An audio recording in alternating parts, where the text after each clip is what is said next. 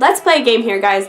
What's more important, scrolling through political posts on social media and reading through all the angry comments, or making memories with your children and actually connecting with them? Or scrolling on Instagram and getting discontent with your life because everything you see looks way better than your life? Or taking the time to talk with your children and teach them something? Or is it more important to spend your whole afternoon editing something that you're gonna post on social media so it is just perfect? Or is it listening to your kids and hearing about their day and letting them know that you care about the details of their life? Or is it being obsessed about the details of lives of people you barely even know on social media? Or is it checking your email to see if you got your daily spam from Gymboree and Pottery Barn? It's very important to know that you got more coupons that you're not even gonna use, so keep checking your email to make sure you're getting that junk mail consistently. Just some ideas, guys, because you know what? I'm talking like this, but I struggle with this. We all struggle with this. It's crazy. I swear social media is a drug and the internet is a drug, and we are so often addicted, but there's so much more to life than being on our phones, and it's actually not satisfying.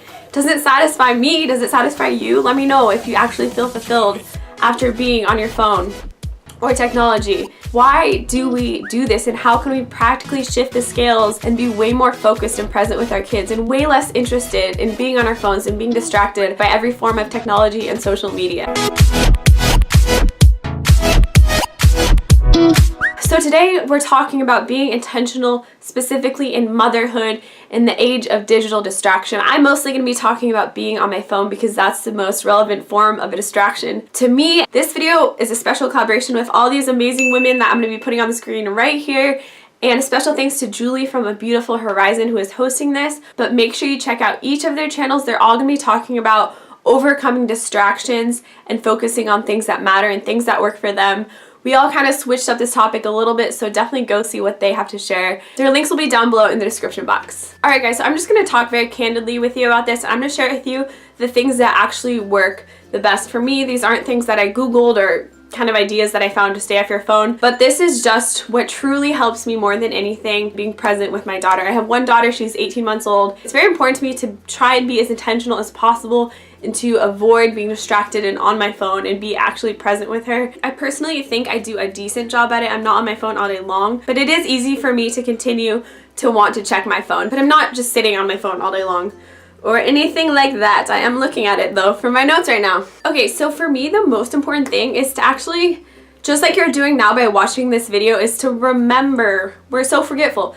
To remember what's important. Like, it's so simple. Just to give you some motivation here, time is so valuable. Our days are numbered, and you don't want to look back and realize how many hours you spent on your phone. It's just tragic. I think being a mom, at least, I have something that is so clearly more important than being on my phone. I mean, whatever situation you're in, even if it's not motherhood, we need to be living in the present moment. Happiness cannot be found on our phone. It can be found in connecting with people in the present moment, loving people around us like our children, and connecting with the Lord, and being grateful for the things that He's given us in our day. This right here, scrolling on Instagram, there is no happiness in here. There is no happiness in scrolling on Facebook. There is no happiness in checking your email. You're not gonna find what you're looking for. But our children, they are growing and they're forming and they're developing. And these years are so special. They're incredibly important to their development. We're gonna be old and have so much time for social media and only have videos on our time hop to look back on, and we're not gonna have our kids in front of us. So even if it's hard, even if we're exhausted, we need to work on being present and being more grateful. So in talking about all of this, what helps me is figuring out that core motivation. It's everything that I'm saying to you right now.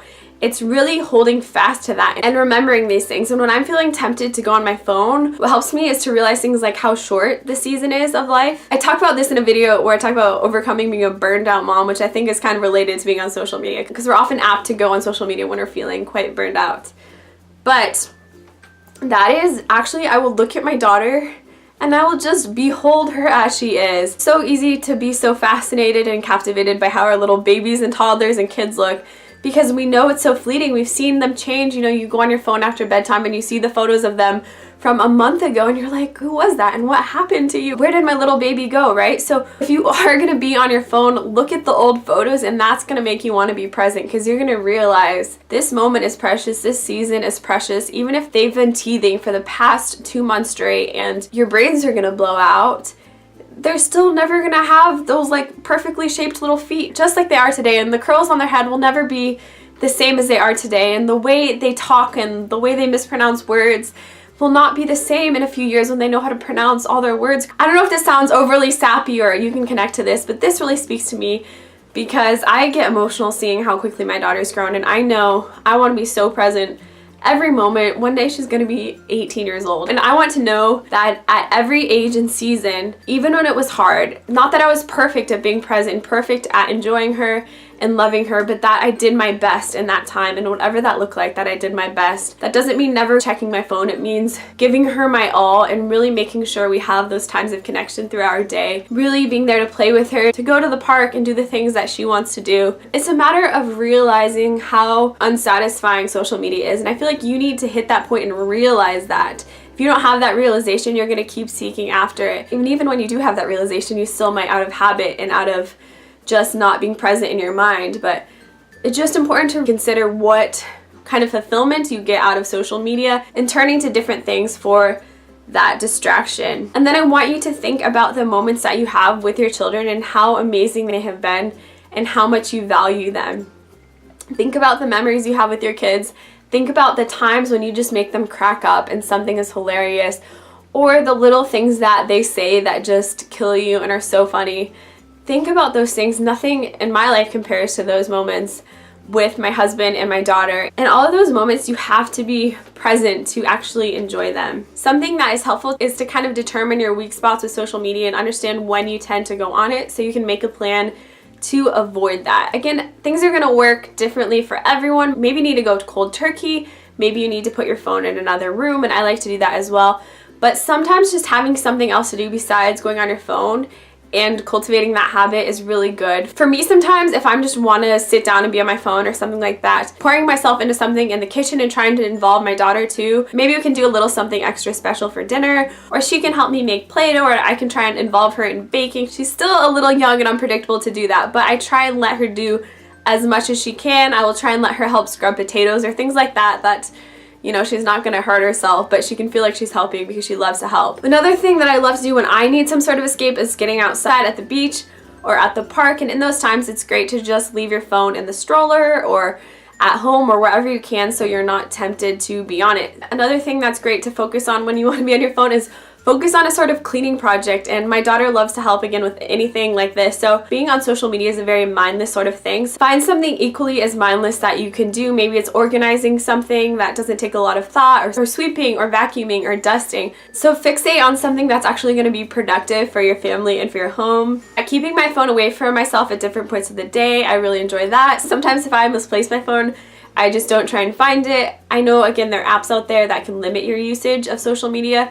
That might be helpful. Something that also really helps me is setting little goals for myself, like, okay, I'm not going to be on my phone until after bedtime, and I'll actually delete Instagram and Facebook, and then if I want to download them again at the end of the night to go see what people are doing and like some photos and post something from the day if I want to, then I will do that. One other thing that helps me is realizing that I'm an example for my daughter, and I don't want to be modeling for her someone who is always distracted and wanting to be on their phone and not live in this real world. That really, really helps me because I love her and I don't want her to fall into that and think that that is going to give her a joyful, satisfying life. So thinking about the example you're setting for your children is something that could help you as well. My last thing I want to talk about is taking pictures and videos of your kids to post on social media and being fixated on that a little bit too much. There's definitely a healthy balance, but I don't think it's fair, right, to have them always posing and acting a certain way, to look a certain way in photos. You know, they're just kids and they want to live their lives, and I don't want to be exploiting my daughter for likes and things like that. So I do take photos, but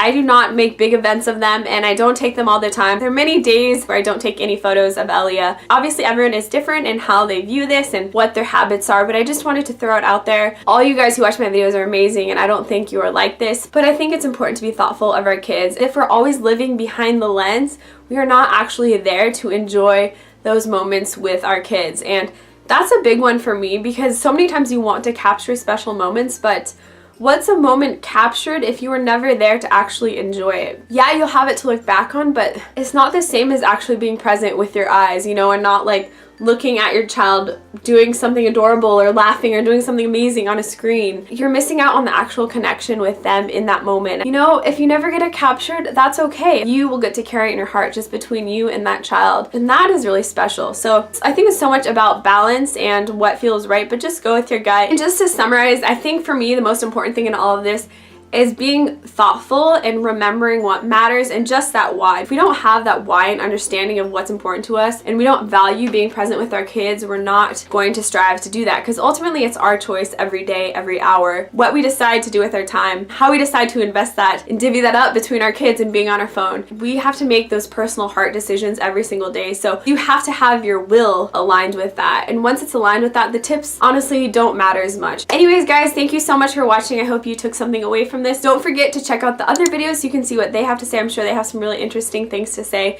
as well that are really going to help you. I love you guys. Feel free to follow along and subscribe for more encouraging videos from my heart to yours. You are beautiful. I hope you have a beautiful day because you are absolutely worth it.